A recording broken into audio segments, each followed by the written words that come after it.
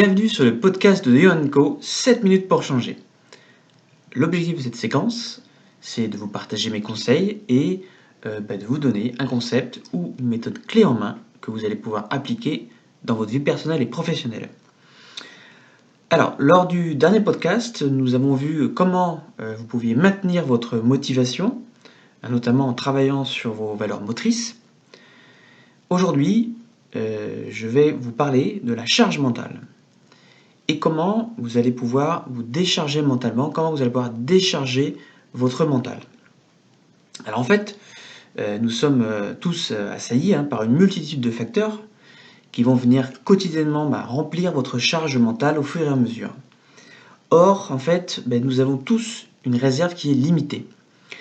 Ça signifie quoi? Ça signifie que si vous atteignez cette limite, si vous atteignez la limite de votre réserve, alors votre charge mentale est à son maximum. Ça veut dire que vous êtes à saturation. Et si vous n'intervenez pas rapidement pour la diminuer, un peu comme un petit système de soupape qui évacuerait la surpression, en fait ça finirait quasiment finalement par exploser en fait, tout simplement. Alors comment y remédier? Pour réussir du coup à décharger efficacement votre mental, il est essentiel que vous ayez clairement identifié vos différentes sources de pression. Donc quelle est la méthode que je vous propose de suivre pour décharger votre mental? Eh bien, je vous propose donc de vous guider dans cette recherche, dans la recherche de vos sources de pression mentale. Et je vais vous donner quelques pistes qui finalement alimentent votre réserve au départ à charge mentale et qui peuvent aussi, bien sûr, la saturer s'ils deviennent beaucoup trop importants. Alors, pour identifier vos sources de pression mentale, la première piste qui est importante, c'est de dissocier les facteurs internes des facteurs externes. On pourrait simplifier un peu le processus. Il y a 3 facteurs qui peuvent intervenir dans la charge mentale. Ces 3 facteurs, le premier, c'est la reconnaissance ou le soutien extérieur que vous pouvez avoir, par exemple de vos supérieurs hiérarchiques, de vos proches, de votre entourage. Deuxième facteur, c'est la façon dont vous allez gérer votre temps. Donc en fait, autrement dit, vos aptitudes d'organisation ou d'efficacité. Et puis troisième facteur, la façon dont vous allez gérer ce qu'on appelle vos états internes, c'est-à-dire vos curseurs internes, qui finalement est de loin le plus sous-estimé et pourtant ô combien important et souvent très impactant pour votre santé mentale. Donc en fait, tout ce qui vient de l'extérieur sont des éléments fluctuants, qui sont imprévisibles, on dit qu'ils sont conditionnels, c'est-à-dire sur lesquels en fait vous avez généralement peu d'impact sur ces facteurs-là. Par contre, vous pouvez agir sur votre méthode de gestion de temps, vous pouvez agir sur vos facteurs internes. Donc ce que je vous propose pour décharger votre mental dans un premier temps, c'est de vous focaliser et d'identifier dans un premier temps les facteurs internes qui interviennent dans votre charge mentale. Donc ça, c'est la première piste, dissocier les facteurs internes des facteurs externes. Deuxième piste, c'est d'identifier avec précision les facteurs internes qui sont en cause. Donc, pour vous aider dans cette recherche, je vais vous donner des exemples, il en existe beaucoup d'autres, mais en tout cas ceux qui semblent très largement impliqués dans la charge mentale. Exemple de facteurs, donc des facteurs qui peuvent être liés à la prise de décision, à une exigence ou un autocontrôle beaucoup trop important, ou à des facteurs liés à l'incertitude par rapport à une situation donnée, par rapport à un contexte donné, ou à un processus d'anticipation beaucoup trop important. Peut-être vous avez du mal à prendre vos décisions. Peut-être vous ne savez pas vraiment où vous allez. Peut-être vous êtes trop exigeante. Vous avez peut-être aussi trop tendance à imaginer des scénarios, à peut-être catastrophiques, savoir ce qui va se passer, à trop anticiper les choses. Peut-être aussi à vouloir tout contrôler. Voilà, ça ce sont des exemples du coup de facteurs. Autre exemple, peut-être vous avez des pensées toxiques ou des émotions toxiques. Dans ces cas-là, on est vraiment dans l'équilibrage, finalement, un rééquilibrage des pensées. Peut-être c'est des facteurs qui sont liés à votre attitude, à votre autonomie. Peut-être vous avez tendance à être pas suffisamment proactif finalement pour développer votre pleine responsabilité. Et comme je vous disais tout à l'heure, peut-être vous avez tendance à trop vous focaliser sur les pensées négatives finalement. Peut-être vous avez du mal même à mal gérer vos émotions, voilà.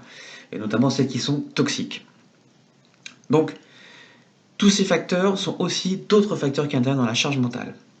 D'autres possibilités, peut-être, ce sont des facteurs qui sont liés à l'estime de soi, à la confiance en soi, à vos valeurs, à ce qui concerne l'alignement dans votre personnalité, peut-être ce qui concerne l'équilibre de votre vie, voire même la connaissance de soi. Donc du coup, par exemple, peut-être vous manquez d'estime, de confiance en vous. Peut-être vous avez tendance à vous juger trop sévèrement. Peut-être vous n'êtes tout simplement pas en phase avec vos valeurs qui vous animent. Ou alors vous connaissez mal ou peu votre personnalité, vos limites, quelles sont vos attentes, vos besoins, voire même votre équilibre. Du coup, qu'est-ce qui est important pour vous pour équilibrer votre vie. Bref, tous ces facteurs-là, et bien d'autres, contribuent à alimenter votre réserve à charge mentale. Donc si votre réserve est saturée, il est urgent d'en trouver les causes. Donc un ou plusieurs de ces facteurs sont forcément à l'origine d'une charge mentale élevée, donc libérez-vous de ces sources de pression. Troisième piste à suivre, on avait la deuxième piste qui était donc de dissocier les facteurs internes et externes, donc c'est la première, et la deuxième d'identifier avec précision vos facteurs internes. Troisième piste à suivre, c'est de rechercher des solutions pratiques. En fait, une fois que vous avez identifié ces facteurs qui sont responsables de votre charge mentale, notamment ces facteurs internes, et en fait, il vous sera plus facile de rechercher des solutions. Plus vous serez précis dans l'exploration de chaque facteur, et plus vous pourrez trouver en fait une parade, on va dire, efficace. Alors je vous invite à décrire les situations où ces facteurs vous polluent avec le plus de détails possible. Et cherchez ensuite vos propres solutions pour que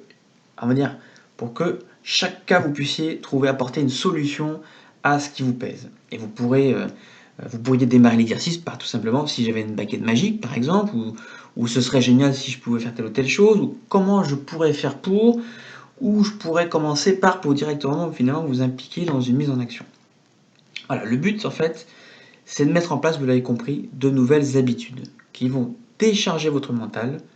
Bien sûr, le coaching vous aidera à désamorcer les blocages, à trouver les meilleures solutions et à booster votre potentiel. En résumé, décharger son mental, c'est explorer les facteurs internes qui vous chargent, qui vous pèsent. Identifiez ceux qui sont vraiment limitants pour vous et déchargez-vous de ces poids.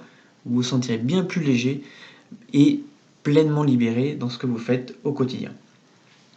Donc je propose maintenant, vous avez des pistes pour décharger votre mental, vous allez pouvoir désormais commencer à le faire et à passer à l'action. Donc pour cela, je vous propose de prendre un contexte spécifique. Alors, ça peut être votre travail, ça peut être aussi votre quotidien, peut-être vous travaillez à la maison. Et pour vous aider dans cette démarche, vous posez les questions suivantes. Quelles sont les sources toxiques de votre charge mentale qui vous pèsent sur votre charge? Quels sont les facteurs internes qui vous pèsent? Ensuite, faites une liste. Deuxièmement, classez-les par ordre d'impact sur votre fonctionnement. Qu'est-ce qui vous pèse le plus finalement? Faites un top 3 par exemple, ou un top 4, ou un top 5. Vraiment, listez les 2-3 facteurs qui sont vraiment toxiques pour vous. Et puis après, penchez-vous sur qu'est-ce que vous pouvez faire concrètement pour en diminuer les effets. Qu'est-ce que vous faites concrètement? Voilà. Comment je pourrais faire pour? Voilà. Vous savez maintenant qu'il est possible de décharger votre mental en identifiant notamment les sources de pression interne, ou en tout cas celles qui sont les plus importantes pour vous. Donc je propose maintenant de nous retrouver lors du prochain podcast et nous verrons comment booster votre énergie.